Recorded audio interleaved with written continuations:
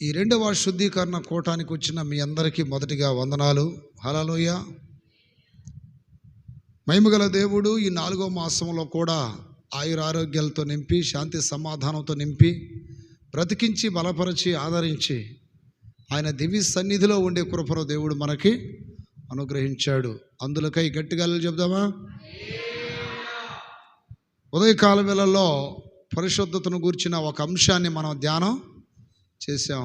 ఈ రాత్రి కాల వేళల్లో మరొక అంశం మీద వాక్యాన్ని ధ్యానం చేద్దాం. అందరూ తీయండి బైబిల్ వాక్యంలో నుండి పేతురు రాసిన 2వ పత్రిక 3వ అధ్యాయం 12వ వాక్యం. పేతురు రాసిన 2వ పత్రిక ఇక వాక్యం మీద పెట్టండి మైండ్.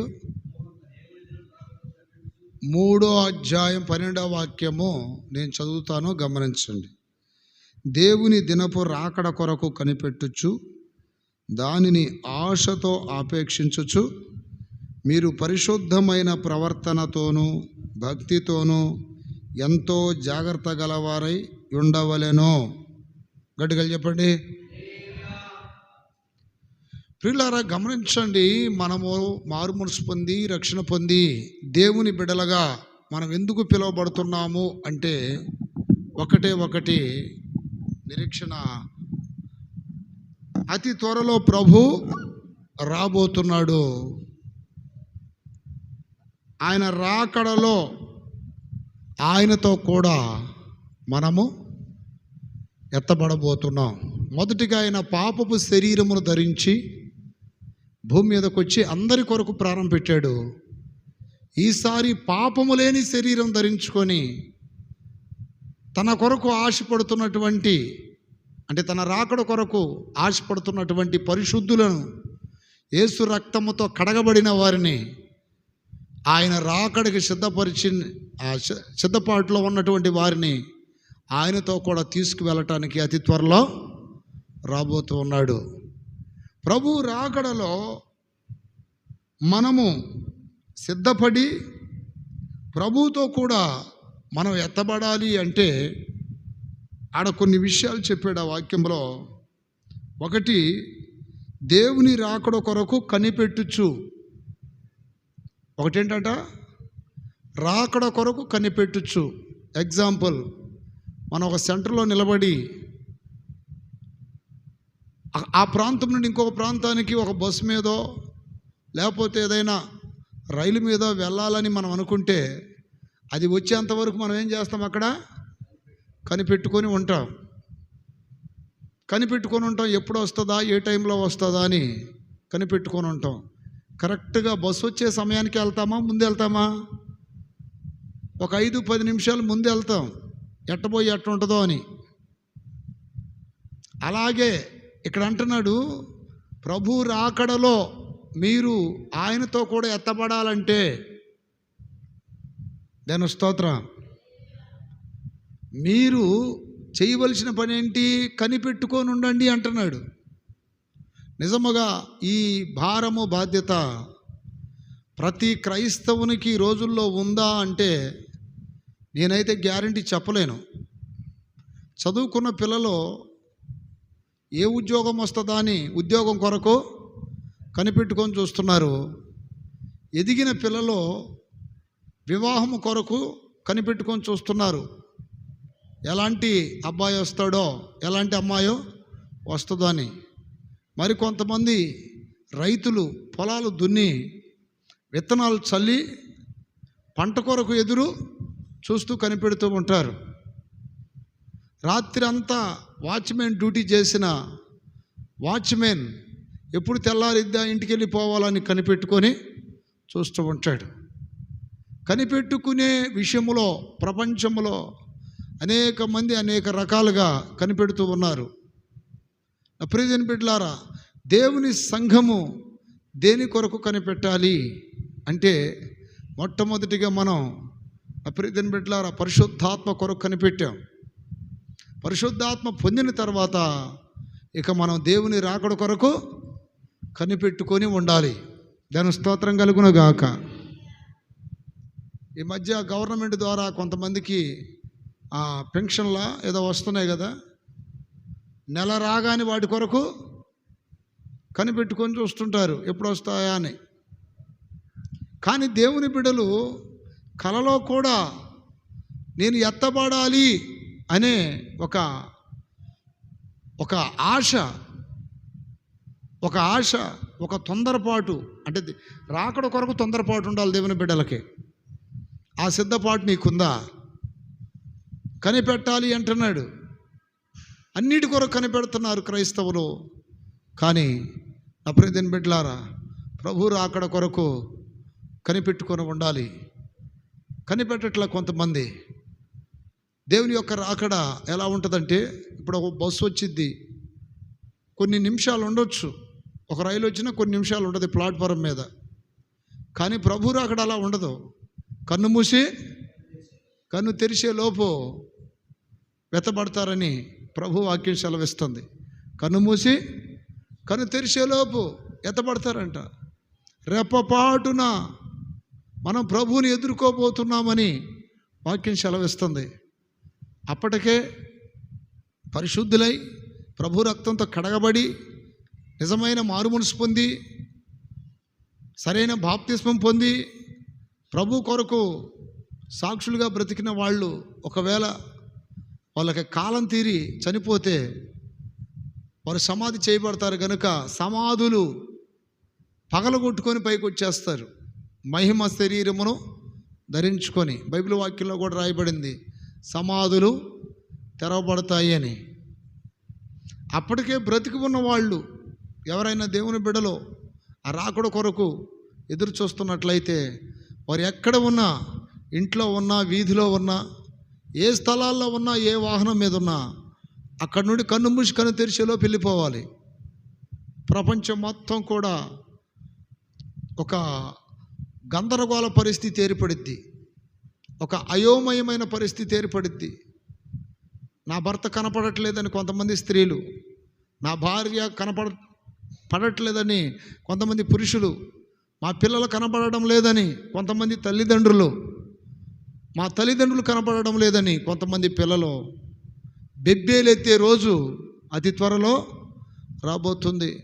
కడుపులో ఉన్న బిడ్డలు కడుపు చించుకొని ప్రభు సన్నిధికి ఎత్తబడబోయే రోజు రాబోతుంది. కడుపులో ఉన్న బిడ్డ కడుపు చించుకొని పగిలిపోద్దంట. గర్భంలో ఉన్న శిశువు బయటకు వచ్చేసిద్దంట. ఆకాశమునకు అంటే ప్రభు ఆ మేఘారూఢుడై వస్తున్నప్పుడు అపరిదిన బిడ్డలారా వీరు ఎత్తబడతారని వాక్యం సెలవిస్తుంది. దేవుని స్తోత్రం కలుగును గాక. మనము రాకడ కొరకు కనిపెట్టాలి. అయితే సాతానుడు ఆ నిరీక్షణ లేకుండా చాలామంది క్రైస్తవులకి ఈ భూ సంబంధమైన భౌతిక కార్యాల మీద ఎక్కువ మక్కువ చూపునట్లు మోసపరిచి అనేక మందిని అడ్డదారిలో నడిపిస్తున్నాడు. నిజంగా ఇలాంటి వాళ్ళను గూర్చి ఆలోచిస్తే చాలా విచారకరంగా, బాధాకరంగా ఉంటుంది. అంటే వీరి కనులు ఇంకా తెరవబడలేదు, మనోనేత్రాలు తెరవబడలేదు. వీరి మనసంతా ఏ కాడికి లోక సంబంధమైన తిండి మీద, సుఖ భోగాల మీద, పేరు గణంతల మీద, ధనం మీద, ఏదో సంపాదించిన ఆస్తులని తీసుకొని పోతారు అన్నట్టు, సంపాదించిన ఇల్లులు పొలాలు ఏమైనా ఎత్తుకొని పోతారు అన్నట్టుగా ప్రయాసపడుతూ ఉంటారు. నిజంగా బుద్ధి లేని క్రైస్తవులు. ప్రియదిన బిడ్డలారా, మనము పరదేశులము యాత్రికులమని దేవుని యొక్క వాక్యం సెలవిస్తుంది. పరదేశి అనేవాడు ఎప్పుడూ అక్కడ ఉన్నాడు కదా, ఏదో ఒక దినాన్ని వెళ్ళిపోవాలని చాలా తక్కువగా సమకూర్చుకుంటాడు. కానీ ఈ రోజున ఆ నిరీక్షణ కోల్పోయారు చాలామంది క్రైస్తవులు. అందుకని అలాంటి వారు ఒక బాధ్యత కలిగి ప్రార్థన చేయట్లేదు, ఒక బాధ్యత కలిగి దేవుని సన్నిధిలో కూర్చోవట్లేదు, ఒక బాధ్యత కలిగి దైవ సన్నిధికి రావట్లేదు, ఒక బాధ్యత కలిగి ఆత్మీయత చేయట్లేదు, ఒక బాధ్యతతో విశ్వాస పోరాడడం లేదు, ఓ బాధ్యతతో ప్రభు రాకడ కొరకు సిద్ధపడాలన్న ఒక ఆశ అనేది వారికి లేదు. ఏదో ఫార్మాలిటీగా అన్నట్టుగా ఉంటున్నారు. దయచేసి మీ అందరూ చెప్పే విషయం ఏంటంటే, అలాంటి వాళ్ళని మీరు వెంబడించకూడదు. నేను స్తోత్రం కలుగును గాక. అక్కడ భక్తుడు అంటున్నాడు చూడండి, దేవుని దినపు రాకడ కొరకు కనిపెట్టుచు దానిని ఆశతో ఆపేక్షించచ్చు. ఆ రాకడనంట ఆశతో ఆపేక్షించచ్చు. ఒక భక్తుడు పాడాడు, యేసయ్యా నా ప్రియా ఎప్పుడో నిరాకడ సమయం, ఎప్పుడో నిరాకడ సమయం. హల్లెలూయా. ఈ లోకమే వద్దనుకున్నటువంటి ఆత్మీయతలు పండిపోయిన వారికి ఇలాంటి పాటలు వస్తాయి. చతురు పైకెత్తి గడిగలు చెప్పండి. నీతోనే నా జీవితం కడతేరని యేసయ్యా, నిన్నే నమ్ముకున్నా నీ వాడనయ్యా. నేను వెడలిపోయి ప్రియుడా నిన్ను చేరాలని ఈ ఆశ నాలో దినదినము రగులుచున్నదయ్యా.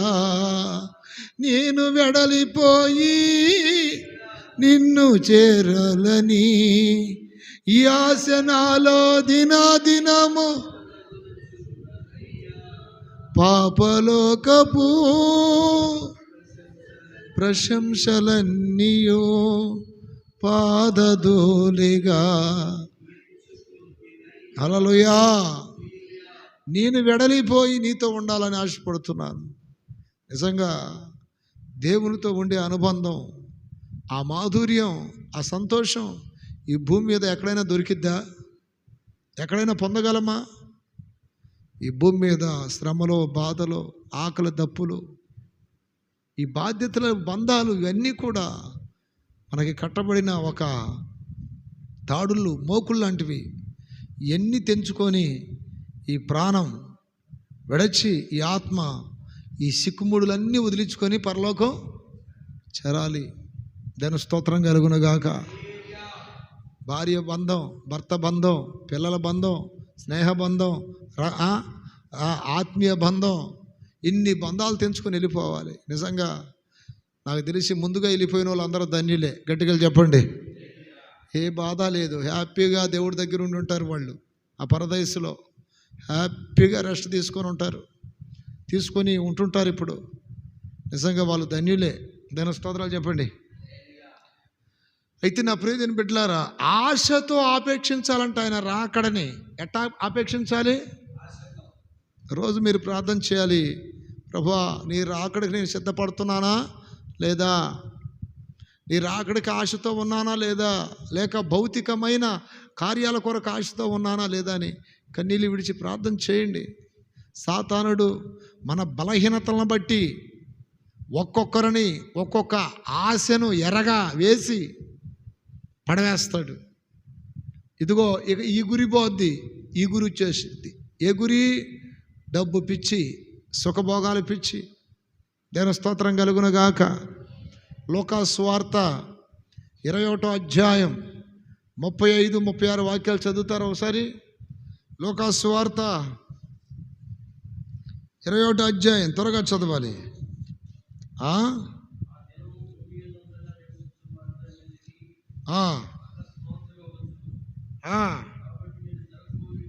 కాబట్టి మీరు జరగబో వీటి నెలను తప్పించుకొని మనుష్య కుమారుని ఎదుట నిలబడుటకు శక్తి గలవారగునట్లు. చూడండి, మీకు అర్థమైందా? జరగబో వీటి నెలను ఏంటి అవి? 34వ వాక్యం. మీ హృదయములో ఒకవేళ తిండి వలనను ఈరోజు శుద్ధీకరణ కూడమని ఎంతమంది తెలుసండి? నిజంగా చెప్పండి. పగలు రాలా, శుభ్రంగా తిని పడుకొని ఉంటారు. పగలు వచ్చారా? చూడండి ఎక్కడ చూస్తున్నారు. ఉదయం వచ్చారా? ఇలాంటి వాళ్ళే మత్తులో ఉన్నారు. ఇంకా ఒకరితో నాకెందుకులే, నా భక్తి నేను కాపాడుకోవాలి. దాని స్తోత్రం. రెస్ట్ లేని మీటింగ్లు ఉన్నాయి. నాకు కూడా రెస్ట్ లేదు. అయినను ఎందుకని ఈ డేట్లో ఎవరికి డేట్లు ఎవరు నేను? ఎందుకనంటే నా సంఘానికి, నా క్రింద ఉన్న సేవకులకి నేను మాదిరిగా ఉండాలని నేను ఎక్కడికి వెళ్ళను. నేను కూడా వచ్చా ఉదయం. ఎప్పుడన్నా మరి ఇబ్బందిగా ఉంటే తప్ప నేను శుద్ధీకరణ కూడాలు పోగొట్టుకోను. అట్ట పోగొట్టుకోకుండా ఉండబట్టే ఇన్ని సంవత్సరాలు ప్రభువులో ఉన్నా నేను. గట్టిగా చెప్పండి. ఎక్కడ పడిపోకుండా చెడిపోకుండా ఆ దేవుని మహాకృప నన్ను కాపాడుతూ వస్తుంది. చాలామంది నిర్లక్ష్యంగా ఉంటారు, అటు ఉండకూడదు. నెల మీద ఒక 2 రోజులు ఉంటే తప్పేముందండి దేవుడి సన్నిధిలో? తప్పంటారా? తప్పలేదు కదా. అర్థం చేసుకోండి. అక్కడ అంటున్నాడు, తిండి వలనను మత్తు వలనను ఐహిక విచారముల వలనను మందముగా ఉన్నందున ఆ దినము అకస్మాత్తుగా, అంటే ఏ దినము? ఆ దినము ప్రభు రాకడా అకస్మాత్తుగా వచ్చిపోయిందా? సంఘం ఎత్తబడింది, విడవబడిన వారు ప్రభు వస్తాడయ్యా. ఇంకెక్కడా వచ్చేది? వచ్చి కూడా పోయాడు. దాని స్తోత్రం. వచ్చి కూడా వెళ్ళాడు. దాని స్తోత్రాలు చెప్పండి. ఇంకో మర్మం చెప్తానండి. ప్రభు రాకడలు 2 రకాలు: రహస్య రాకడ, బహిరంగ రాకడ. రహస్య రాకడలో ప్రభు భూమి మీదకి రాడు, మధ్యాకాశానికి వస్తాడు. దానినే పరదైసు అంటారు. అక్కడికి వచ్చి కడబోర శబ్దము వినిపించినప్పుడు అప్పటికే అక్కడ ఉన్న భక్తులతో ఉంటాడు. ఆయన అక్కడ ఉంటాడు. ఇంకా ఎవరైనా కింద ఉన్నారేమో అని చెప్పి ఒక స్వరం వినిపిస్తాడు. ఆ స్వరము కడబోర శబ్దం అంటారు. ఆ శబ్దము ఎవరికి వినపడిద్దంటే, కనిపెడుచున్న వారికి, ఆశతో ఎదురు చూస్తున్న వారికి మాత్రం వినపడిద్ది. వాళ్ళు వెళ్ళిపోతారు. ఇక ఈ ఆశతో ఎదురు చూడని వారు, కనిపెట్టని వాళ్ళు ఉంటారు చూడండి, వాళ్ళకి వినపడదు. ఎందుకని? వారు ఎదురు చూడట్లేదు కదా, మందంగా ఉన్నారు, సిద్ధపాటు లేదు. భూ సంబంధమైన వాటి కొరకే పాకులాడుతున్నారు, వాటి కొరకే విచారం కలిగి ఉన్నారు, వాటి కొరకే చింత కలిగి ఉన్నారు, వాటి కొరకే దిగులు కలిగి ఉన్నారు. అసలు ఆత్మీయత అనే సబ్జెక్టు కూడా లేదు వాళ్ళకి. అలాంటి వాళ్ళు ఎడవబడతారు. 2 తిరగులు ఇసురుచుండగా ఒకరు ఎత్తబడి ఒకరు ఎడవబడి, పొలములో 2 పని చేయుచుండగా ఒకరు ఎత్తబడి ఒకరు విడవబడి. ఎడవబడిన వాళ్ళు ఏడవడం తప్ప ఇంకేరే దారి లేదు వాళ్ళకి. కుమిలి గుండెలో బాదుకొని రొమ్ములు కొట్టుకొని ఏడుస్తారంట. ఇంతకాలం మేము భక్తి చేసిన భక్తి అంతా వృధా అయిపోయింది, మేము పొందిన మారు మనసు వృధా అయిపోయింది. అట్లా లోకంలో కూడా లేకపోతే బుద్ధి లేని కన్యకల్లాగా, బుద్ధి లేని కన్యకలు దగ్గరికి వచ్చి ప్రియుణ్ణి చేరుకోలేకపోయారు. మీకు అర్థమైందా? దగ్గరికి వెళ్ళి ప్రియుణ్ణి చేరుకోలేక ప్రియుని చేత గెడ్డి వేయబడ్డారు. కారణం ఏంటంటే సిద్ధపాటు లేదు. బుద్ధి కలిగిన కన్యకలకి సిద్ధపాటు ఉంది. ఇప్పుడు బుద్ధి లేని కన్యకలకి, బుద్ధి గల కన్యకలకి సిద్ధపాటు ఒకరికి ఉంది, ఒక గ్రూప్ వాళ్ళకి, ఒక గ్రూపుకు లేదని ఎలా చెప్పగలము అంటే, బుద్ధి గల కన్యకలు ఎగస్ట్రా నూనెను తీసుకొని వెళ్ళిపోయారు. బుద్ధి లేని కన్యకలు అప్పుడు చూద్దాంలే, ఉన్నవరు జాలే. ఈ రోజున చాలామంది అనుకుంటారు, ఈ ప్రార్థన సరిపోద్దులే, ఈ భక్తి సరిపోద్దులే, ఈ ఆత్మీయత సరిపోద్దులే, ఈ విశ్వాసం సరిపోద్దులే అనుకుంటున్నారు. చాలదండి, సరిపోదు. ఎప్పుడు నీకు నూనె అనేది స్టాక్ అయి ఉండాలి. ఆ నూనె అనగా దేనికి సాదృశ్యం? అభిషేకం, పరిశుద్ధాత్మక సాదృశ్యము. ఎప్పుడు ఆత్మతో మండుతూ ఉన్నప్పుడే విస్తారమైన నిరీక్షణ నీకు కలిగిద్ది. రోమపత్రికలో పరిశుద్ధాత్మ వలన విస్తారమైన నిరీక్షణ కలిగిద్దని దేవుని యొక్క వాక్యములో రాయబడింది. దాని స్తోత్రం కలుగునుగాక. చేతులు పైకెత్తి గడిగలు చెప్పండి. 15వ అధ్యాయము 13వ వాక్యం చదువుకుందామా? కాగా మీరు పరిశుద్ధాత్మ శక్తి పొంది, చెప్పండి అమ్మా, ఏ శక్తి పొంది? పరిశుద్ధాత్మ శక్తి పొంది విస్తారముగా నిరీక్షణ గలవారగుటకు నిరీక్షణకర్తయగు దేవుడు విశ్వాసము ద్వారా సమస్త ఆనందముతోనూ సమాధానముతోనూ మిమ్మను నింపునుగాక.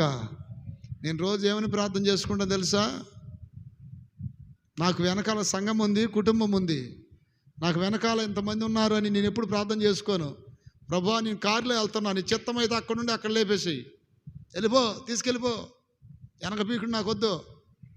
వాళ్ళు సిద్ధపడితే వస్తారు, లేకపోతే లేదు. ఎన్ని మర్మమైన విషయాలు చెప్పుంటా మీకు. దాని స్తోత్రాలు చెప్పండి. నేను ఎన్ని చెప్పాలనుకున్నాను అన్ని మర్మాత్మకమైన సందేశాలు చెప్పేశాను మీకు ఇప్పటికే. నేను ఏదన్నా మీటింగ్కి వెళ్తున్నప్పుడు వెనక పీకుడు ఉండదు, నాకు వెనక ఆలోచన ఉండదు. ఏదన్నా ఫోన్లు చేసిన, అన్న ఎప్పుడు వస్తారన్నా, ఎప్పుడో వస్తాంలే, ప్రభు చిత్తమైతే ఇంకా అక్కడ నుండి అటే అట్టా సిద్ధపాడుతూనే ఉన్నా నేను ఇప్పటికీ. దేవుని స్తోత్రాలు చెప్పండి. ఒక మీటింగ్కి వెళ్తున్నా, వాక్యం చెప్తా, ఒకవేళ స్టేజ్ మీద నుండి దేవుడు తీసుకెళ్తాడా, రెడీ, వచ్చేస్తాం.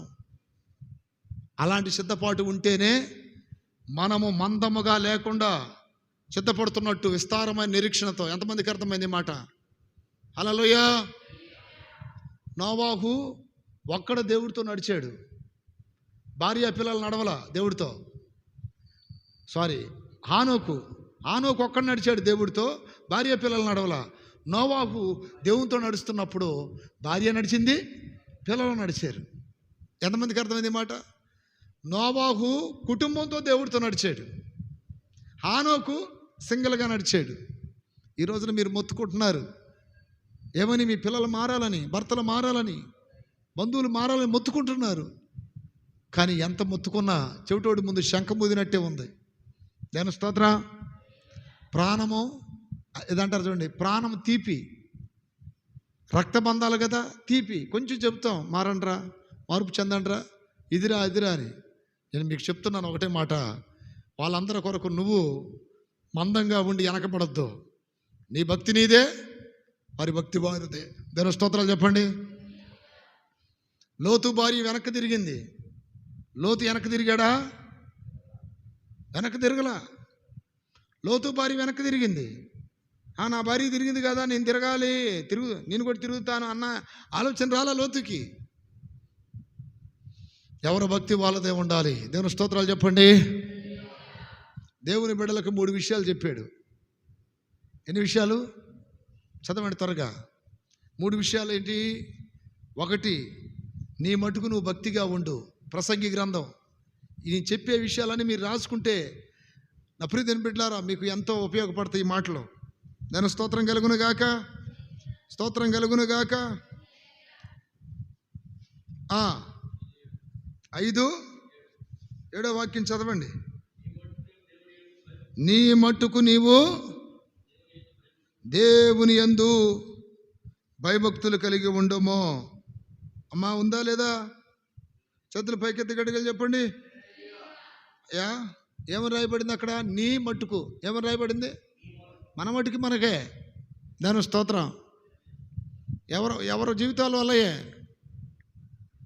భార్యతో భర్తతో సంబంధం లేదు, ఎవరి భక్తి వాళ్ళదే. మన మాట వింటానంటే చెప్తాం. మనం ఎంత చెప్పినా వాళ్ళకి అర్థం కావట్లేదంటే వాళ్ళ కోసం ప్రభు రాకడలో నేనెందుకు ఎడవబడాలి? అర్థమైంది నీకు? వేరే వాళ్ళ కోసం మీరెందుకు ఎడబడాలా? చెప్తున్నాం అంతే. అయ్యా మారండి అయ్యా ఏంట్లా. దేవుని స్తోత్రం. అయ్యా వాళ్ళ కోసం నేను కూడా ఆగిపోయాను అయ్యా, చర్చికి రాకుండా. వాళ్ళు ఎంత బతిలాడినా రావట్లేదయ్యా, అందుకని వాళ్ళు రాలేదా నేను కూడా రాలేదయ్యా అంటే వారు అగ్నిగుండానికి పోతారు, నువ్వు కూడా పోటైతే. వాక్యం చెప్తుంది, నీ మట్టుకు నువ్వు. ఎవరి మట్టుకు? నీ మట్టుకు నువ్వు. చదువుకోండి ఇంకోసారి, బైబిల్ చదవగలిగిన వాళ్ళు. నీ మట్టుకు నువ్వు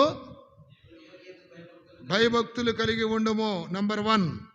తర్వాత ఇంకొక మాట, రోమాపత్రిక, నీ మట్టుకు నీవు దేవుని ఎదుట విశ్వాసం కలిగి ఉండనే మాట రాయబడి చూడండి. 14వ అధ్యాయం 22వ వాక్యం. 14:22 14:22 రోమాపత్రిక. నీ మట్టుకు నీవు, అదేనా? నీకున్న విశ్వాసము దేవుని ఎదుట నీ మట్టుకు నీవే ఉంచుకొనుము. విశ్వాస విషయంలో కూడా మీ మట్టుకు అనలా, నీ మట్టుకు నీవు. రెండవ మాట, మన విశ్వాసం మన మట్టుకే ఉండాలి. అందరూ విశ్వాసంలోకి రావాలని మనం ఆశపడ్డా దేవుడు ఏర్పాటు ఉంటే వస్తారు, లేపతలేదు. వాళ్ళ గురించి నీ విశ్వాసం కోల్పోకూడదు. తిమోతిలకు రాసిన పత్రిక, 1 తిమోతిలకు రాసిన పత్రిక 5వ అధ్యాయం 22వ వాక్యం లాస్ట్ వచనం, 22 లాస్ట్. త్వరపడి ఎవరి మీదైనను నీవు పవిత్రుడువుగా ఉండునట్లు చూసుకున్నాము. అర్థమైంది కదా మీకు? చేతుల పైకి ఎత్తి గడిగలు చెప్పండి. వ్యక్తిగతంగా నీ మట్టుకు నువ్వు భక్తి కలిగి ఉండు, వ్యక్తిగతంగా నీ మట్టుకు నువ్వు విశ్వాసం కలిగి ఉండు, వ్యక్తిగతంగా నీ మట్టుకు నువ్వు పవిత్రంగా ఉండు. వ్యక్తిగతమైన భక్తి కలిగి ఉండమని దేవుడు హెచ్చరిక చేస్తున్నాడు. అట్లని వాళ్ళ కొరకు మనం ప్రార్థన చేయకూడదు అనేది కాదు, ప్రార్థన చేస్తాం. కానీ మనం చెప్పే మాటకి విలువ లేనప్పుడు మనం ఇక వాళ్ళకి ఏది హెచ్చరిక చేయాల్సిన అవసరం లేదు. ఇంకా ప్రార్థన చేయటమే అంతే. ధన స్తోత్రం కలుగును గాక. నా ప్రియదిని బిడ్డలారా, ఇదిగో నా ప్రభు ఈరోజు నన్ను రమ్మన్నా నేను రెడీ అన్నట్టుగా బ్రతకాలి మనం. నా ప్రభు కొరకు నేను వెళ్ళిపోతున్నాను, సాగిపోవుచున్నాను సిలువను మోసుకొని నా గమ్యస్థానానికి. పురుషోత్తమ చౌదరి అని పశ్చిమ బెంగాల్ నుండి కలకట్టాలో రక్షణ పొందాడు. బ్రాహ్మడు ఆయన. యేసు ప్రభువుని గురించి తెలుసుకొని రక్షణ పొంది భార్యతో అంటున్నాడు, అమ్మా మనం ఇప్పుడు దాకా ఆరాధిస్తున్న ఈ బొమ్మలో నిజమైన దేవుళ్ళు కారు, ఈ ఆచారాలు నిజమైనవి కాదమ్మా. నిజమైన దేవుడు యేసు ప్రభువు. ఆయన మన పాపముల నిమిత్తమై కల్వరి శిలువలో రక్తము కార్చి మనందరి నిమిత్తం బలి అయిపోయిన గొప్ప దేవుడమ్మా. మనం జన్మతః కర్మతః పాపులమమ్మా. ఇదిగో నేను వెళ్తున్నానమ్మా, వస్తావా అని అడిగాడు. నేను రాను అన్నది. చేతుల పైకి ఎత్తి గడుగులు చెప్పండి. నేను రానన్నప్పుడు వెళ్ళిపోయాడు ఒక్కడే. తర్వాత భక్త సింగ్ హెబ్రోన్ చర్చిల మొత్తానికి అధినేత, దైవజనులు, విశ్వాస వీరుడు, ప్రార్థనాపరుడు, గొప్ప ఆత్మీయ పోరాట యోధుడు. ఆయన కూడా అప్రియదేని బిడ్డలారా ప్రభు ద్వారా రక్షణ పొంది ఆయన పరిచర్యకి వచ్చాడు. ఆయన ఇంగ్లాండ్ ప్రాంతంలో చదువుకుంటున్నప్పుడు ఇంగ్లాండ్ ప్రాంతంలో తల్లిదండ్రులు చెప్పారంట, ఆ ఇంగ్లాండ్ ప్రాంతంలో అందరూ క్రిస్టియన్సే, మనం సిక్కులలో మన సిక్కు మతం, ఆ క్రైస్తవులతో చాలా జాగ్రత్తగా ఉండు, వాళ్ళు నిన్ను మార్చేసి వాళ్ళ దేవుడి వైపు తిప్పుతారు అది ఇది అని అంటే భగత్ సింగ్ గారు అనేవాడంట, అవసరమైతే నేను మారుస్తాను కానీ మన మతం వైపు నేను మాత్రం మారనని అన్నాడంట. ఒకరోజు కాలేజీలో సెలవులు ఇచ్చినప్పుడు విహారయాత్ర పిక్నిక్ అని వెళ్తున్నారు ఒక వాడలో. వెళ్తున్నప్పుడు నా ప్రియదేని బిడ్డలారా, ఆ వాడలో క్రైస్తవులు కొంతమంది ఆరాధన చేస్తూ ఉన్నారు. ఈయన మనసు ఆరాధన మీద పడింది. వెళ్ళి దగ్గరికి వెళ్ళి కూర్చున్నాడు. వాళ్ళు పాటలు పాడుతున్నారు, ఆరాధన చేస్తూ ఉన్నారు. ఆ కూటములో దేవుడును తన హృదయాన్ని పట్టుకున్నాడు. పాపముల గురించి మాట్లాడుతున్నప్పుడు తను చేసిన పాపాలన్నీ గుర్తుకొచ్చి అక్కడికక్కడే పశ్చాత్తాపడి మారు మనసు పొంది ప్రభువుని సొంత రక్షకునిగా అంగీకరించాడు. ఆ తర్వాత తల్లిదండ్రులకు లెటర్ రాశాడు. ప్రతి నెల లెటర్లో ఉండేదంట, ప్రతి నెల లెటర్లో, అయ్యా ఆ యేసయ్యా ఆ క్రైస్తవ మతం జోలి వెళ్ళొద్దు, వాళ్ళు ఎట్టయినా నిన్ను మారుస్తారు అది ఇది అని అంటే, మార్చేది ఏందమ్మా, ఆల్రెడీ మారిపోయే ఉన్నానని లెటర్ రాసిండంట. ఆల్రెడీ మారిపోయానమ్మా, క్రైస్తవులు కాదమ్మా మార్చేది, వాళ్ళు మారవరమ్మా. ప్రపంచంలో ఒకే ఒక్క దేవుడు ఉన్నాడు, ఆయన మారుస్తున్నాడమ్మా. గట్టిగా చెప్పండి, ఆయన యేసుక్రీస్తు వారమ్మా.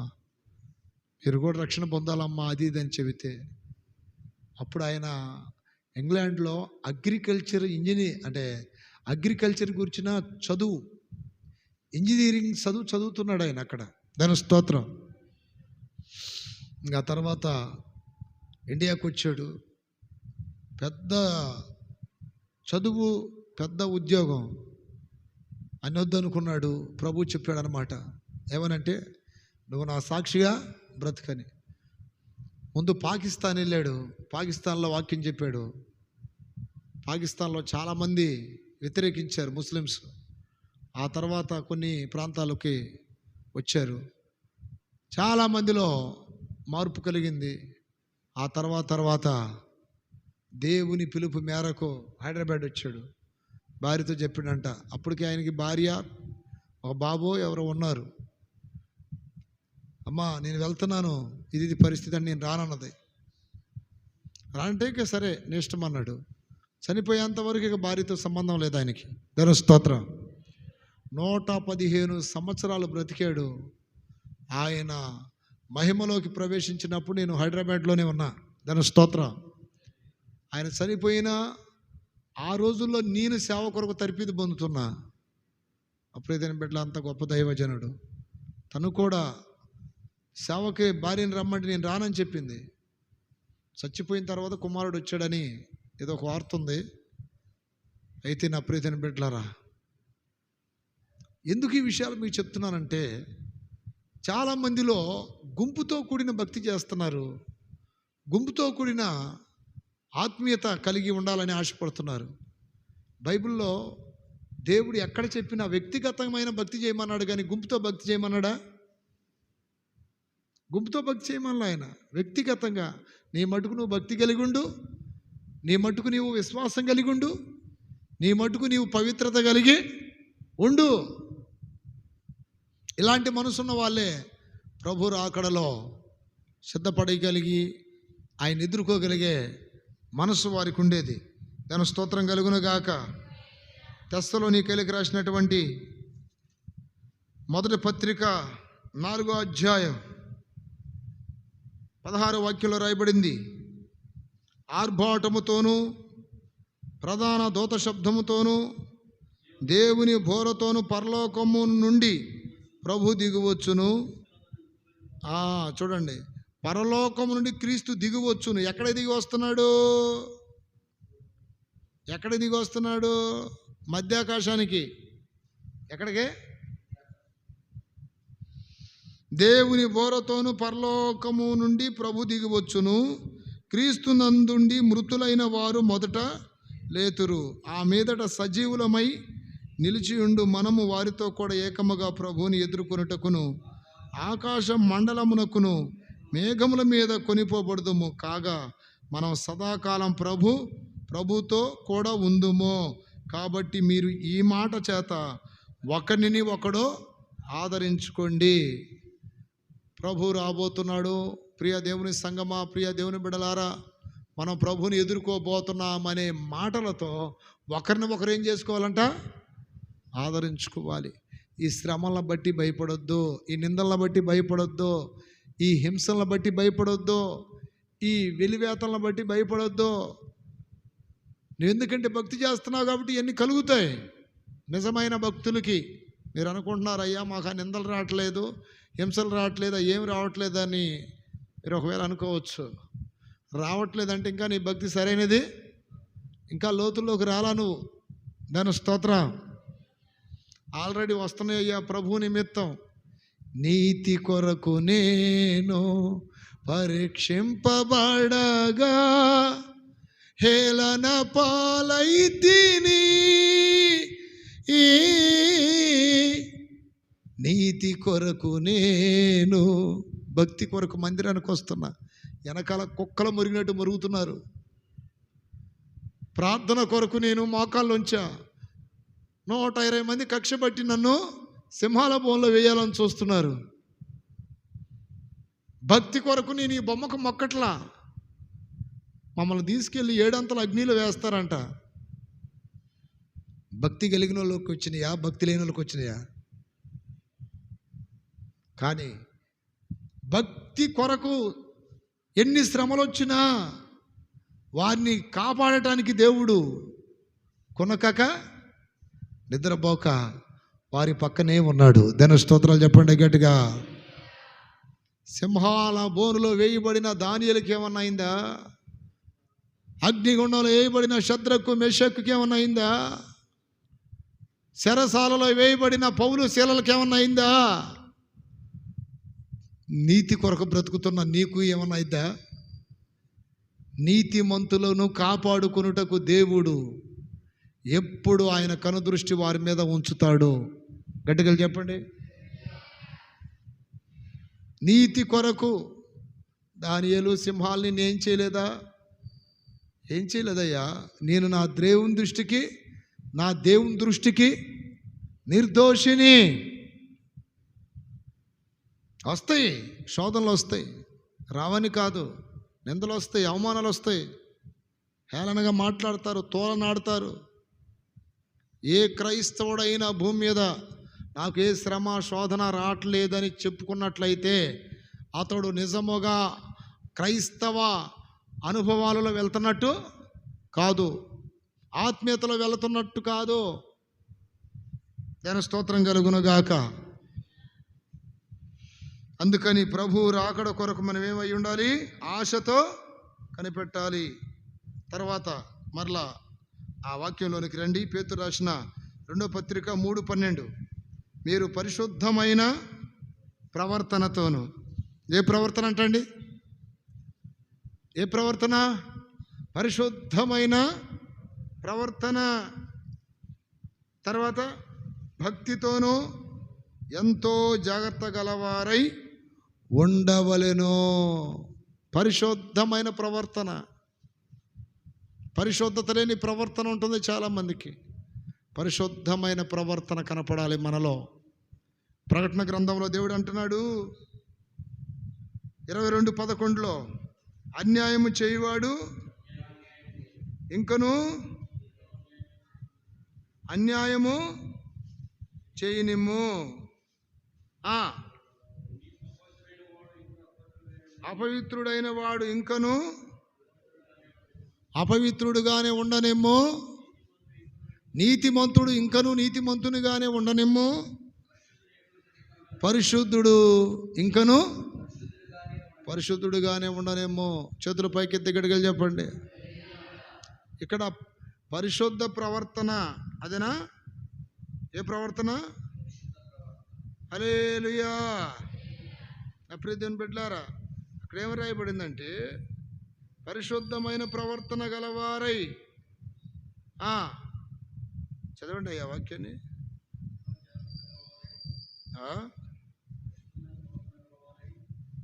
పరిశుద్ధమైన గలవారై పరిశుద్ధమైన ప్రవర్తనతోనూ భక్తితోను అంటున్నాడు. ఇప్పుడు ప్రవర్తన బాగానే ఉందని నువ్వు అనుకుంటావు. ఆ ప్రవర్తన దేవునికి నచ్చిద్దా? మనుషులు నచ్చితే కాదు. మనుషులు మంచి సాక్ష్యమే చెప్పవచ్చు మన గురించి. ఈ అబ్బాయి మంచోడే, అమ్మాయి మంచిదే అని. అదే సాక్ష్యం ఎవరు చెప్పాలి? దేవుడు చెప్పాలి.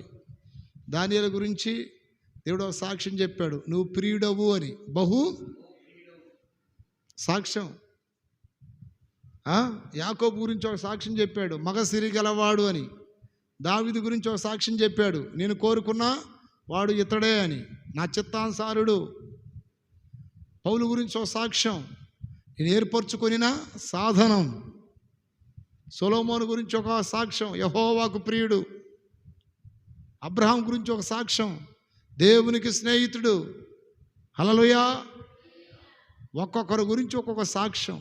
మోషే గురించి ఒక సాక్ష్యం, నా ఇల్లంతటిలో నమ్మకమైన వాడు నమ్మకస్తుడు. ఈరోజు నీకు ఆ సాక్ష్యం ఉండాలి. దానినే పరిశుద్ధ ప్రవర్తన అంటారు. ఏ ప్రవర్తన? పరిశుద్ధ ప్రవర్తన. మన ప్రవర్తనలో ఏ లోపం ఉండకూడదు. మన ప్రవర్తనలో ఏ లోపం ఉండకూడదు. నీ ప్రవర్తన నీకు నచ్చటం కాదు, నీ ప్రవర్తన మనుషులకు నచ్చటం కాదు, కానీ నీ ప్రవర్తన దేవునికి నచ్చాలి. నీ ప్రవర్తన దేవునికి నచ్చాలి. చాలామంది అంటారు చూడండి, మేము బాగానే ఉన్నాం, మాకు దేవుడికి తెలుసులే అంటారు. నిజంగా దేవుడికి నీకు తెలుసా? నీ ప్రవర్తన ఎలాంటిదో దేవుడికి తెలుసా? దేవుడు మనసు ఎలాంటిదో నీకు తెలుసా? పరిశుద్ధ ప్రవర్తన. దాని స్తోత్రం. ఒకని ప్రవర్తన యెహోవా దృష్టికి ప్రీతికరముగా ఉన్న యెడల శత్రువులు సహితం మిత్రులుగా మారతారని వాక్యం చెప్తుంది. మన ప్రవర్తన దేవునికి ప్రీతికరంగా ఉంటే శత్రువులు కూడా మనకి ఎలా మారతారంట? చేతులు పైకెత్తి గడిగలు చెప్పండి. శత్రువులు కూడా మిత్రులుగా మారతారు. రౌడీలను మారుస్తాడు, మనకి విరోధమైన వాళ్ళందరినీ మారుస్తాడు, మనకి గోతులు తీసే వాళ్ళని మారుస్తాడు, మనకి కీడు చేసే వాళ్ళని మారుస్తాడు. మన ప్రవర్తన దేవుని దృష్టికి ప్రీతిగా మంచిగా ఉంటే దేవుని స్తోత్రం. చాలాసార్లు కొంతమంది సాక్ష్యం చెప్పుకుంటారు, అయ్యా అందరు నాకు ఇలా చేస్తున్నారు అలా చేస్తున్నారని. చేస్తే చేయొచ్చు, కానీ నీ ప్రవర్తన దేవుని దృష్టికి ప్రీతికరంగా ఉంటే నా ప్రీతిని బిడ్డలారా, అలా ఎలాంటి భయంకరమైన వ్యక్తులనైనా దేవుడు మార్చేస్తాడు. చేతుల పైకెత్తి గడిగలు చెప్పాలి. హల్లెలూయా, హల్లెలూయా. శామ్యూయల్ మోరిస్ అనే ఒక భక్తుని చరిత్ర మీకు చెప్పాలి. ఏం పేరు ఆయన పేరు? Samuel Morris. అతడు ఒక ఆఫ్రికా దేశంలో ట్రైబ్స్ ఉంటారు కదా, ట్రైబ్స్ జాతికి సంబంధించిన ఒక రాజుగారి యొక్క కుమారుడు. ఆ ట్రైబ్స్కి అప్పుడప్పుడు యుద్ధాలు జరుగుతాయి. యుద్ధాలంటే పోట్లాటలు. ఆ యుద్ధాలలో గెలవగలిగితే గెలిచిన వాడు ఓడిపోయినటువంటి రాజు దగ్గర ఎంత కోరుకుంటే అంత ఇవ్వాలి. అట్లా ఒప్పందం మీద యుద్ధాలు చేసుకునేవాళ్ళు. ఈ శామ్యూయల్ మోరిస్ అనే ఈ అబ్బాయి వలన రాజు ఒక దినాన 2 తెగల మధ్య యుద్ధం జరుగుతున్నప్పుడు ఒక తెగవాళ్ళు ఒక తెగవాళ్ళ చేతిలో వాళ్ళ నాన్న ఓడిపోయాడు. ఓడిపోయినప్పుడు ఇంతని నియమిస్తే అంత డబ్బు ఇవ్వాలి. డబ్బు అంటే వాళ్ళకి ఏముంటాయో తెలియదు, పశువులు ఎలాంటివి ఉంటాయో వాళ్ళకి, ఏది ఆవులు గొర్రెలు మేకలు. అనుకున్నంత ఇవ్వకపోగా ఈ శామ్యూయల్ మోరిస్ని తాకట్టు పెట్టాడంట. నేను ఇచ్చేంత వరకు ఈ మా అబ్బాయిని మీ దగ్గర ఉంచుకోండి అని.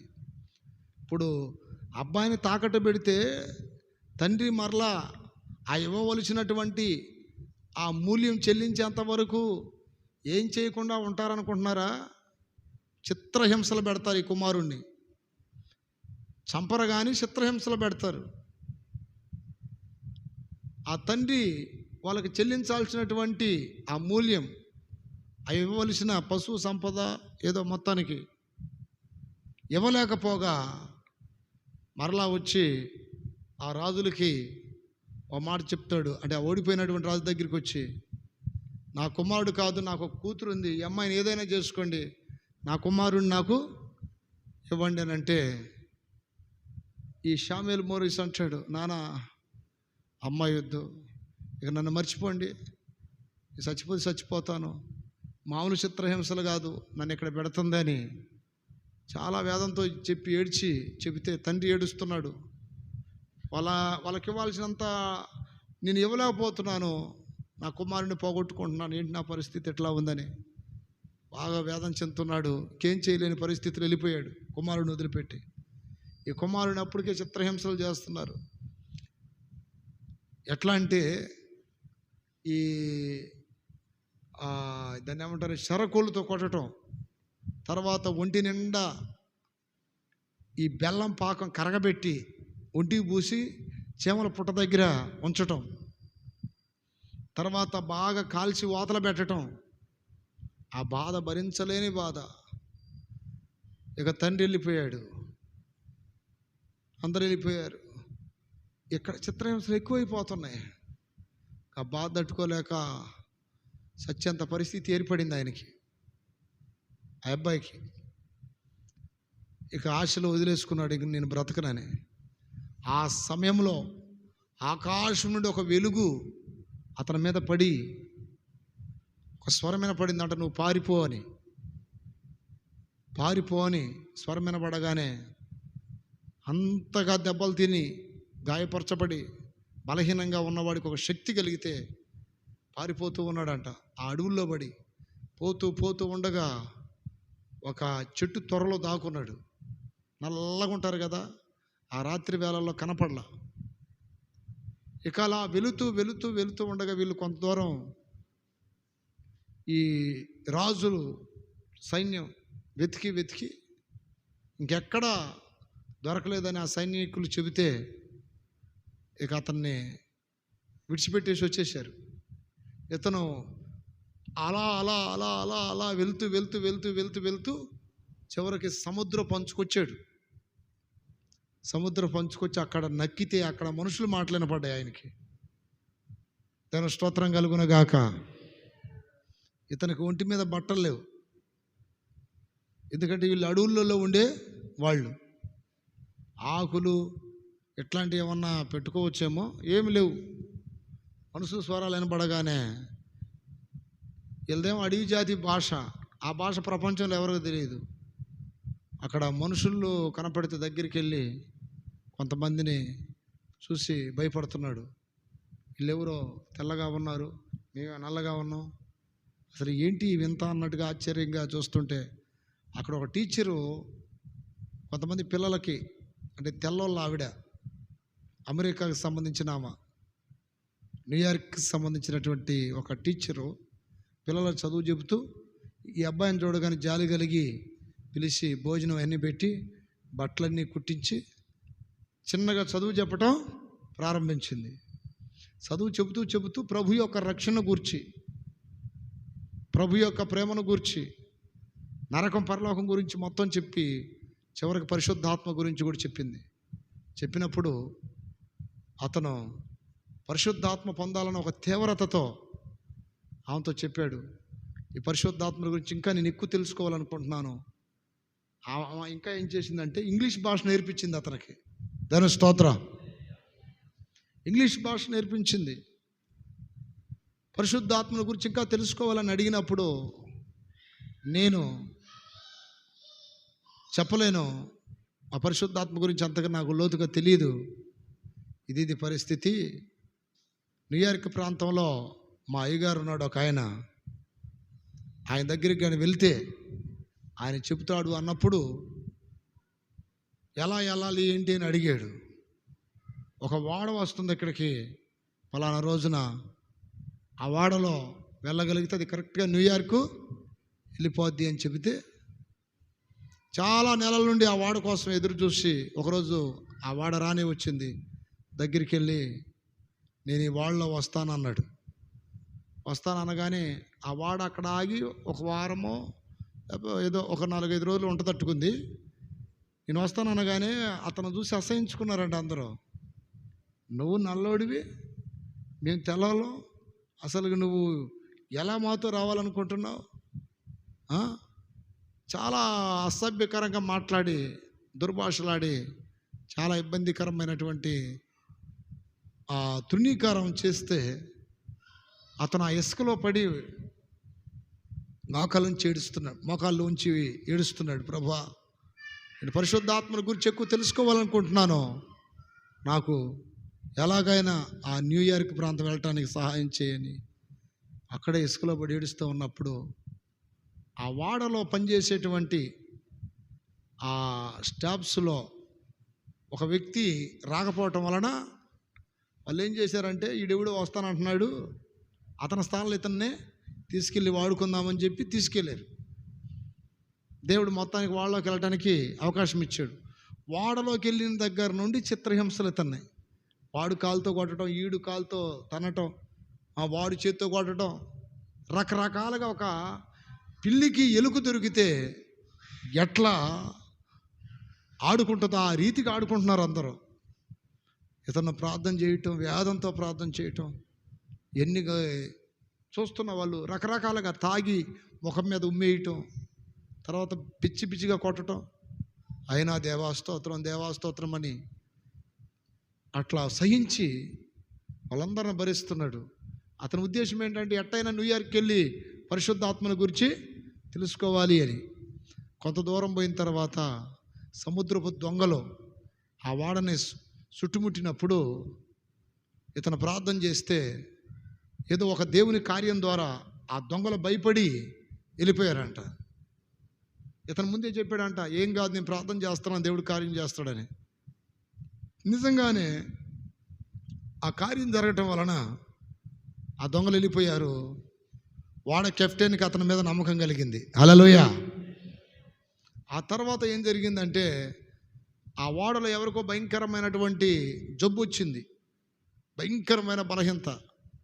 ఎన్ని మందులు వాడుతున్న లోన ట్రీట్మెంట్ జరుగుతుంది వాళ్ళలో, అయినా సరే స్వస్థత కలగట్లా. ఇతను వెళ్ళి నేను ప్రార్థన చేస్తాను, అతను తగ్గిద్ది అని చెప్పినప్పుడు ఆ కెప్టెన్కి ముందు ఈ దొంగల విషయంలో ఒక మేలు జరిగింది కదా, నమ్మకం కలిగి సరే వెళ్ళి చేయి అన్నాడంట. ప్రార్థన చేసిన వెంటనే అంత భయంకరమైన రోగిష్ఠుడు కూడా బాగుపడ్డాడు. అలా చెప్పండి. ఈ రెండు కార్యాలు జరిగినాయి. ఇంకా ఇట్లాంటి కార్యాలు కొన్ని జరగటం వలన అందరికి అతని మీద రెస్పెక్ట్ ఏర్పడింది, మర్యాద. ఆ తర్వాత అందరూ ప్రేమించడం ప్రారంభించారు. ఈలోపు న్యూయార్క్ వచ్చేసింది. ఆ న్యూయార్క్లో 1-2 రోజులు ఉంటుంది. ఇక అందరికీ బాయ్ చెప్పాడు, నేను వెళ్ళొస్తానని చెప్తే ప్రారంభంలో అతన్ని ఎక్కించుకోవడానికి ఇష్టపడినటువంటి వ్యక్తులు అతన్ని పంపించడానికి ఇష్టపడక కెప్టెన్తో సహా ఏడవడం ప్రారంభించారు. నువ్వు వెళ్ళొద్దు, మాతోనే ఉండు, ఇది పరిస్థితి అని అంటే, లేదు నేను వేరే పని మీద వచ్చాను, ఇట్లా మీ అందరి కృతజ్ఞతలు నన్ను ఊరకింత దూరం తీసుకొచ్చారని అందరికి వందనాలు చెప్పి వెళ్ళిపోతున్నప్పుడు వాళ్ళందరూ ఆగు, కనీసం ఏదైనా నీకు చేయాలని చెప్పి ఎవరికి తోచింది వాళ్ళు గిఫ్ట్లు ఇవ్వటం, బట్టలు కొనియటం, ఎన్ని కొనిచ్చారు అతనికి. దేని స్తోత్రం. ఆ తర్వాత నేను ఒక పాస్టర్ గారిని కలవాలని చెప్పి ఒక బండి తీసుకున్నాడు. ఆ రోజుల్లో గుర్ర బండ్లు కదా, ఆ బండి తీసుకొని ఆ గుర్ర బండి అతను డబ్బులు వేయని అడిగితే పాస్టర్ గారు ఇస్తాడు అని చెప్పి ఆ పాస్టర్ గారి దగ్గరికి మొత్తానికి అడ్రస్ తెలుసుకొని వెళ్ళాడు.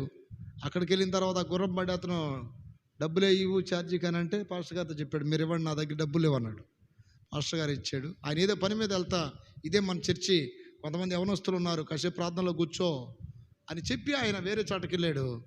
ఈలోపు ఆ పాస్టర్ గారు ఆ పనులు ముగించుకొని వచ్చేసరికల్లా సంఘములో అగ్ని మండుతూ ఉందంట. గట్టిగా చెప్పండి. అక్కడున్న యవనస్తులు పశ్చాత్తాపడి బొరిలాడి ఏడుస్తున్నారంట. ఇతను ప్రార్థన చేస్తూ ఉంటే దైవ సేవకుడికి ఆశ్చర్యం వేసింది.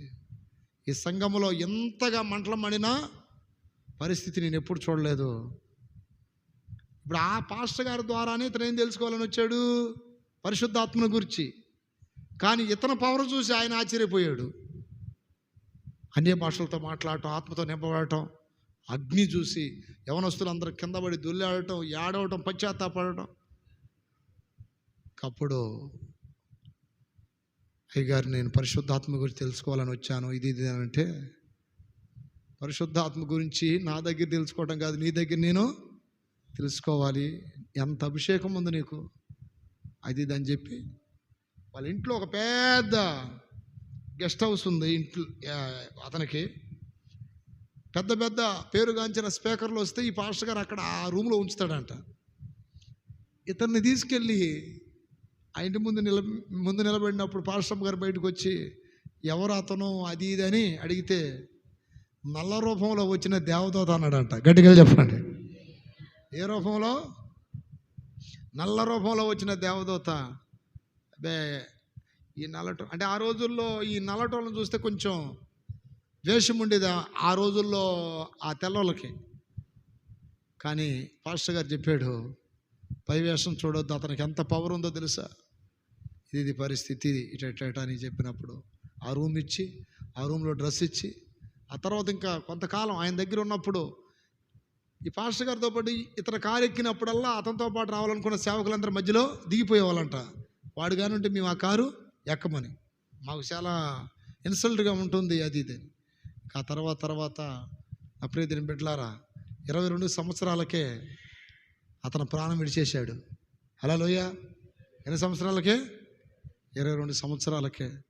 చివరి కోరిక ఏందని అడిగినప్పుడు ఆయన ఒకటే మాట అన్నాడు, ఏమన్నాడంటే, చీకటిలో ఉన్న మా ఆఫ్రికా దేవుని సువార్తతో నింపబడాలని ఒక ఆశ మాత్రం నాకు మిగిలిపోయింది. ఆ ఆశ తీరకుండా నేను ప్రభు పిలుస్తున్నాను, నేను వెళ్ళిపోతున్నానని కళ్ళం నీళ్ళు పెడితే, ఆ పాస్టర్ గారు ఏం చేశాడంటే, కొంతమందికి చెప్పినప్పుడు, అంటే ముందు ఆ పాస్టర్ గారి దగ్గరికి వచ్చిన తర్వాత కొంతకాలం ఆయన దగ్గర ఉంచుకొని ఒక బైబిల్ ట్రైనింగ్లో చేర్చాడు. అక్కడ కొన్ని బలహీనతలు ఏర్పడ్డాయి. ఆ తర్వాత ప్రారంభించేటప్పుడు ఆ బైబిల్ కాలేజీలో ట్రైనింగ్ అయినటువంటి ఆ కొంతమంది సేవకులు, అంటే ఇంచుమించు 200 మంది సేవకుల్ని ఆఫ్రికా పంపించారు. దేవుని స్తోత్రాలు చెప్పండి. 200 మంది సేవకుల్ని, నేను వెళ్ళి నా సుజాతిని, నా ప్రజలందరినీ రక్షించుకోవాలని ఈ దాహంతో ఉన్న వ్యక్తి ప్రభు పిలుపు మేరకు వెళ్ళిపోయాడు. అతని ఆశ నెరవేర్చడానికి ఆ తరపీది ఇచ్చేటువంటి ట్రైనింగ్ వాళ్ళు, అంటే ఆ బైబిల్ కాలేజీ వాళ్ళు ఏం చేశారంటే 200 మంది సేవకుల్ని ఆఫ్రికాకి పంపించారు. ఈ రోజున ఆఫ్రికాలో చాలా ప్రాంతాలు అగ్నిలాగా మండి, అగ్నిలాగా పరిచర్యలు జరుగుతున్నాయి అక్కడ. దేవుని స్తోత్రాలు చెప్పండి. అయితే ఇక్కడ నేను మీకు అంతా ఈ విషయాలను ఎందుకు చెప్తున్నానంటే, ఆ వాడలో తనని శత్రువుగా భావించిన వాళ్ళందరూ లాస్ట్కి ఏమయ్యారు? మిత్రులుగా మార్చబడ్డారు. దాని స్తోత్రం కలుగునగాక. కొన్ని సందర్భాలలో మన ప్రవర్తన బాగుంటే మన శత్రువులు సహితం మిత్రులుగా మారుస్తానంటున్నాడు దేవుడు. హల్లెలూయా. అందుకని మనకి అప్రియమైన బిడ్డలారా, ఒకటి పరిశుద్ధమైన ప్రవర్తన ఉండాలి, రెండవది పరిశుద్ధమైన భక్తి ఉండాలి. పరిశుద్ధమైన ప్రవర్తన ఉండాలి, పరిశుద్ధమైన.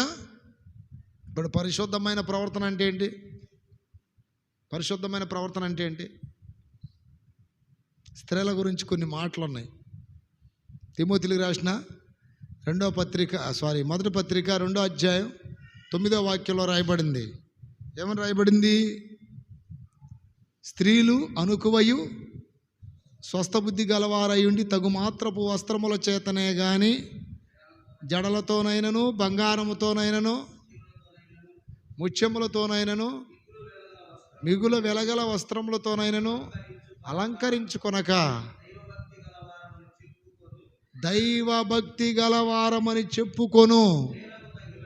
చూడండి, దైవభక్తి గల భక్తి గలవారు, దైవభక్తి గల స్త్రీలకు తగినట్టుగా, అదేనా? దైవభక్తి గలవారం మనుటకు, చదువు మళ్ళీ.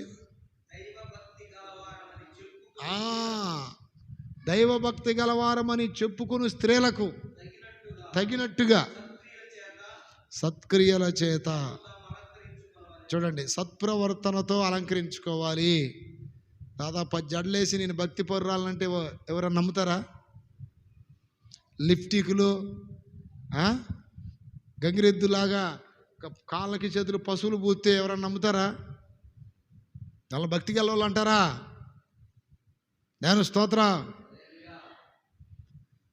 సాలని డ్రెస్సులు వేసుకొని తిరుగుతూ ఉంటే వాళ్ళని భక్తి గలవాళ్ళని అంటారా? అది పరిశుద్ధ ప్రవర్తనేనా? కాదు. పరిశుద్ధ ప్రవర్తన గలవారై ఉండాలని వాక్యం చెప్తుంది. దాని స్తోత్ర. రెండవది భక్తి. ఒకటి పరిశుద్ధ ప్రవర్తన, రెండోది భక్తి.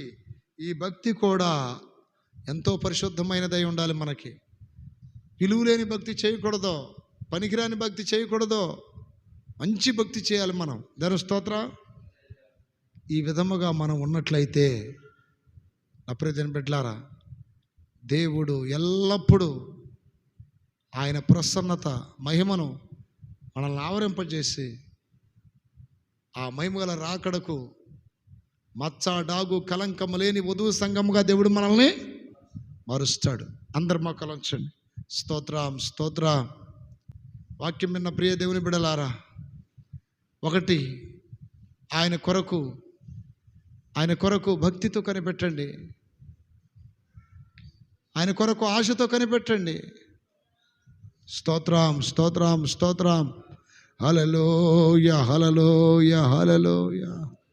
అడగండి, ప్రభు అతి త్వరలో నువ్వు రాబోతూ ఉన్నావు, అతి త్వరలో నువ్వు రాబోతున్నావు నాయన, అతి త్వరలో నువ్వు రాబోతున్నావు ప్రభా. నిన్ను చేరునట్లు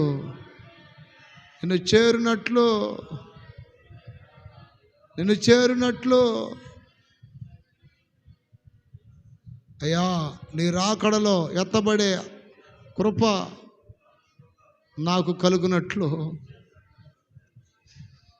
అయ్యా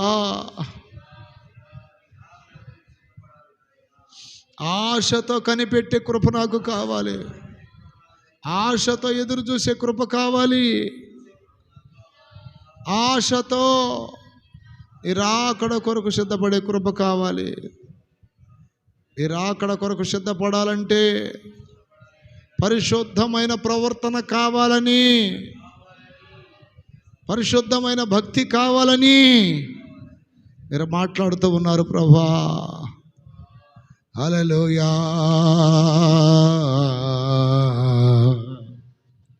హల్లెలూయా.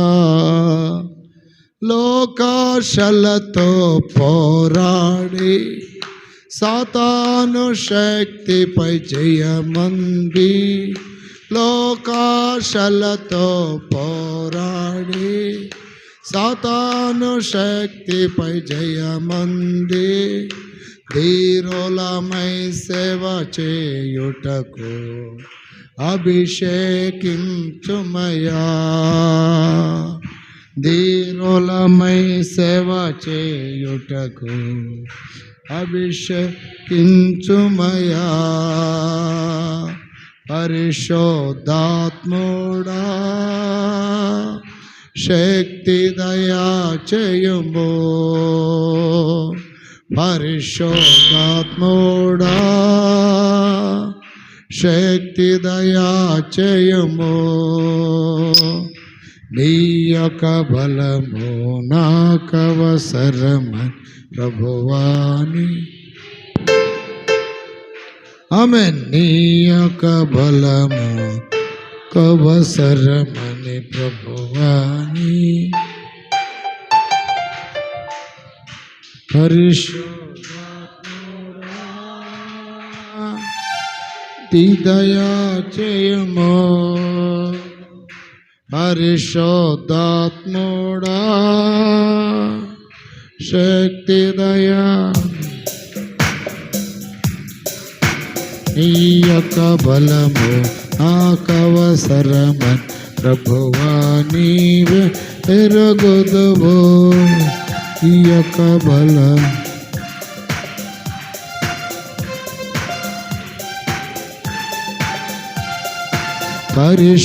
పరిశుద్ధాత్ముడా దయా చేయము,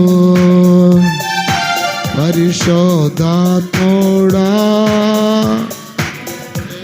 దయా చేయము.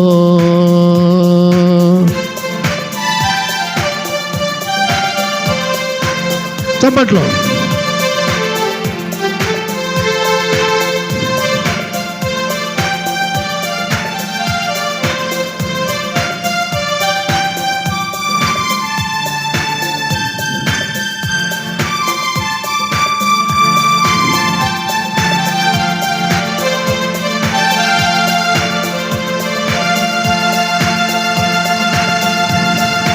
మొదటి యుగములో జరిగినట్లు ఆశ్చర్యం జరిగించు లోకములో,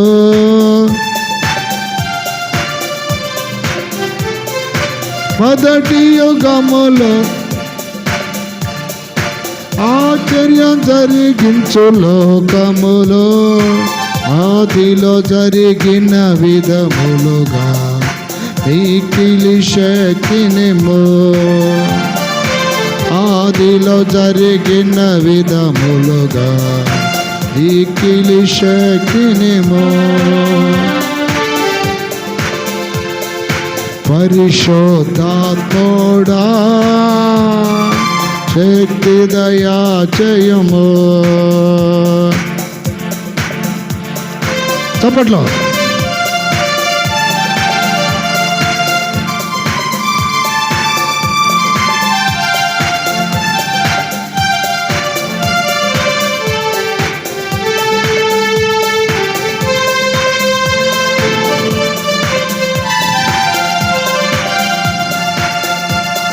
లోకాశలతో పోరాడి సాతాను శక్తిపై జయముంది. లోకాశలతో పోరాడి సాతాను శక్తిపై జయముంది. వీరులమై సేవ చేయుటకు అభిషేకించుమయా. వీరులమై సేవ చేయుటకు అభిషేకించుమయా. లోకాశలతో పోరాడి సాతాను శక్తిపై జయమంది. లోకాశలతో పోరాడి సాతాను శక్తిపై జయమంది. వీరులమై సేవ చేయుటకు వీరులమై సేవ చేయుటకు అభిషేకించుమయా. వీరులమై సేవ చేయుటకు అభిషేకించుమయా. లోకాశలతో పోరాడి సాతాను శక్తిపై జయమంది. లోకాశలతో పోరాడి సాతాను శక్తిపై జయమంది. వీరులమై సేవ చేయుటకు అభిషేకించుమయా. వీరులమై సేవ చేయుటకు అభిషేకించుమయా. వీరులమై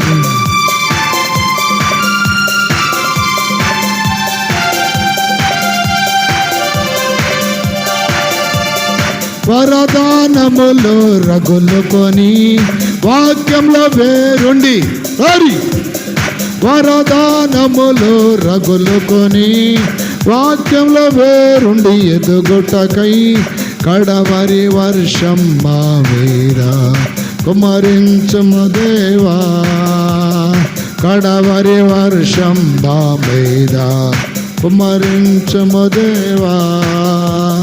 వరదానములో రగులుకొని వాక్యంలో ఎదుగుటకై వరదానములో రగులుకొని వాక్యంలో కడవరి వర్షం మా మీద కుమరించుము దేవా. రబబశల వరదానములో రగులుకొని వాక్యంలో వేరుండి వెతుకుటకై కడవరి వర్షం నా మీద కుమరించుము దేవా. కడవరి వర్షం విబాల కరబబ శలబరబ కత్తురలదియ.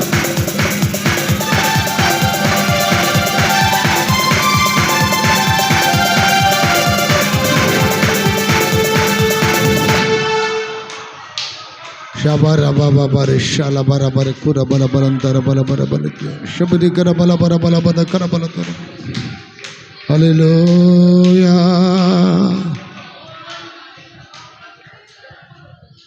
లోకాశలతో పోరాడి వాక్యంలో వేరుండి వెదుగుడు. లోకాశలతో పోరాడి సాతాను శక్తిపై జయమంది. వీరులమై సేవ చేయుటకు అభిషేకించుమయా. వీరులమై సేవ చేయుటకు అభిషేకించుమయా. లోకాశలతో పోరాడి సాతాను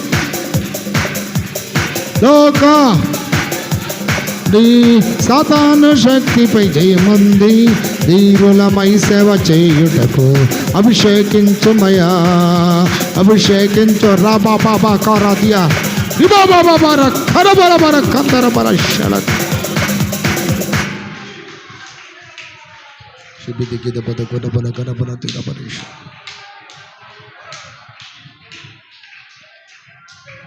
లోకాశలతో పోరాడి సాతాను శక్తిపై జయమంది.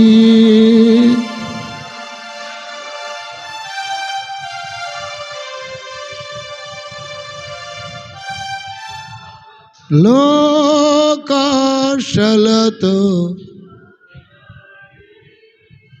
సాతాను శక్తిపై జయమంది ధీరులమై సేవ చేయుటకు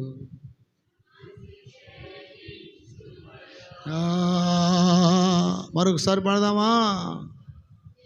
పరిశుద్ధాత్ముడా దయాచేయుము, ఆత్ముడా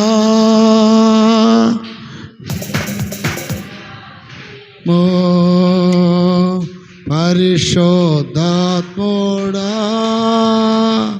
శక్తి దయాచేయుము. పడదాం. పరిశుద్ధాత్ముడా శక్తి దయాచేయుము,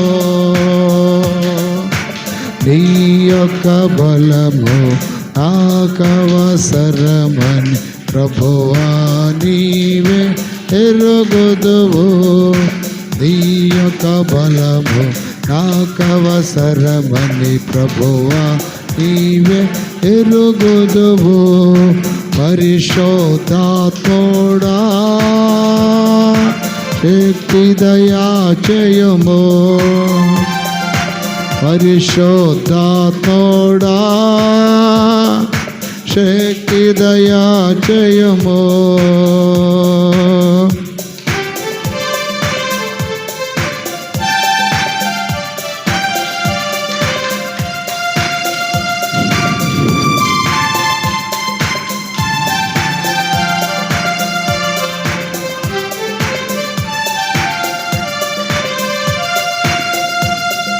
మొదటి యుగములో జరిగినట్లు ఆశ్చర్యం జరిగించు లోకములో.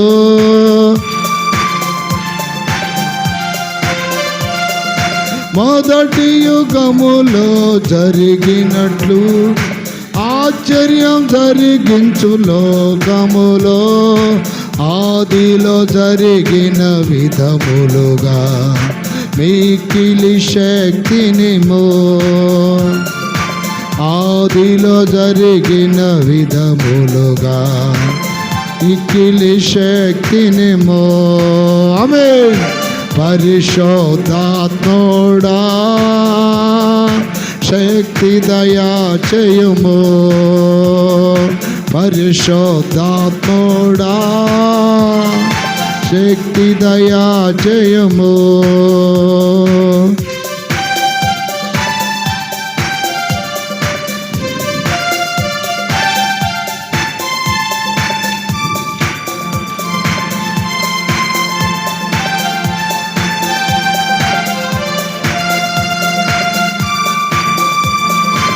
చప్పట్లో.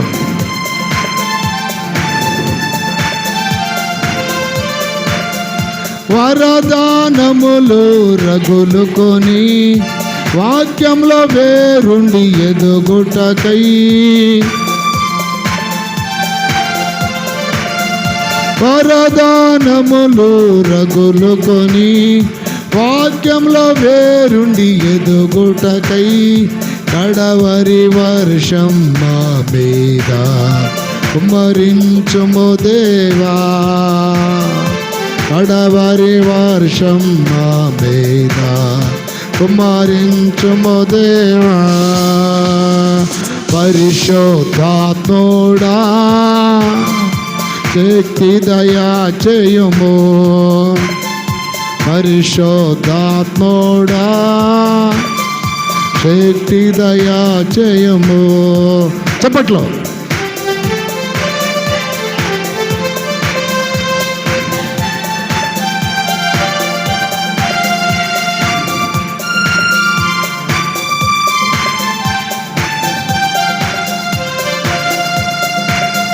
లోకాశలతో పోరాడి సాతాను శక్తిపై జయమంది. లోకాశలతో పోరాడి సాతాను శక్తిపై జయమంది. ధీరులమై సేవ చేయుటకు అభిషేకించుమయా యేసయ్యా దీనులమై సేవ చేయుటకు అభిషేకించుమయా లోకాశలతో పోరాడి సాతాను వారి లోకాశలతో పోరాడి సాతాను శక్తిపై జయమంది దీనులమై సేవ చేయుటకు అభిషేకించుమయా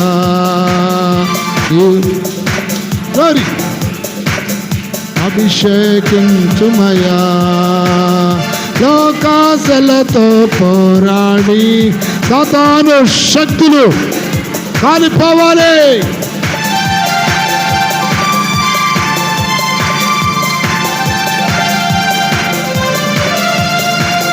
లోకాశలతో పోరాడి సాతాను శక్తిపై జయమంది లోకాశలతో పోరాడి సాతాను శక్తిపై జయమంది దీనులమై సేవ చేయుటకు అభిషేకించుమయా దీనులమై సేవ చేయుటకు అభిషేకించుమయా దీనులమై సేవ చేయుటకు అభిషేకించుమయా దీనులమై సేవ చేయుటకు అభిషేకించు రబాబాబాబాల ఖరా ఇబాబాబాబా ఖురబలంతర ఈ రబాబాబాబా